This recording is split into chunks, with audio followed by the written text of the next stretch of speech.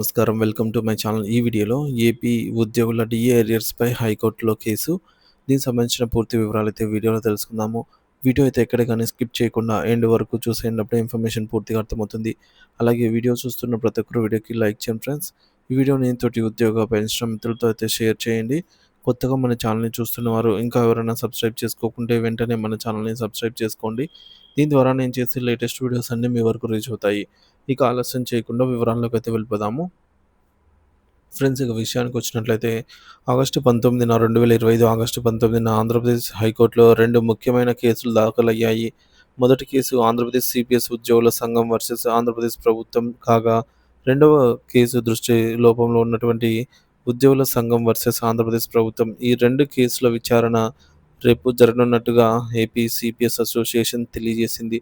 ముఖ్యంగా సిపిఎస్ ఉద్యోగులకు సంబంధించి కేసు రాష్ట్ర వ్యాప్తంగా దాదాపు 4,00,000 మంది ఉద్యోగుల భవిష్యత్తుపై ప్రభావం చూపనుంది. ఈ కేసు ప్రధానంగా డీఏ బకాయిల చెల్లింపులకు సంబంధించి గతంలో కొన్ని డీఏ బకాయిలపై ఆదాయపు పన్ను కూడా విధించారు. ఈ బకాయిలను తక్షణమే చెల్లించాలని ఉద్యోగులు డిమాండ్ చేస్తున్నారు. కేసు అడ్మిషన్ నంబర్ 37 కింద నమోదు చేయబడిన ఈ case Andhra Pradesh CPS employees versus state government మధ్య జరుగుతోంది. దీని విచారణ రేపటికి వాయిదా పడింది. ఈ విచారణ తర్వాత ఒక స్పష్టమైన నిర్ణయం వెలువడే అవకాశం ఉంది.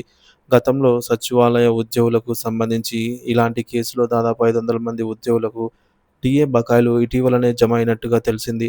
ఇది సిపిఎస్ ఉద్యోగులలో ఆశలు రేకెత్తిస్తోంది. దాదాపుగా 4,00,000 మంది సిపిఎస్ ఉద్యోగులకు సంబంధించి మొదటి 2 డీఏలు 6 విడతల్లో చెల్లించబడ్డాయి.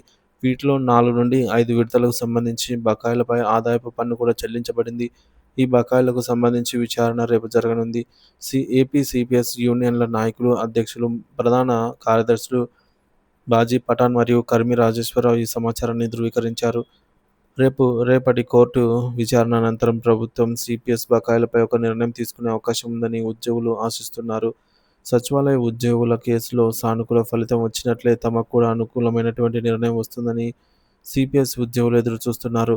రాష్ట్ర ప్రభుత్వంతో సిపిఎస్ ఉద్యోగుల తరపున యూనియన్లు నిరంతరం పోరాడుతూ ఉన్నాయి. ఈ పోరాటం రేపటి విచారణతో ఒక కొలిక్కి వచ్చే అవకాశం ఉంది.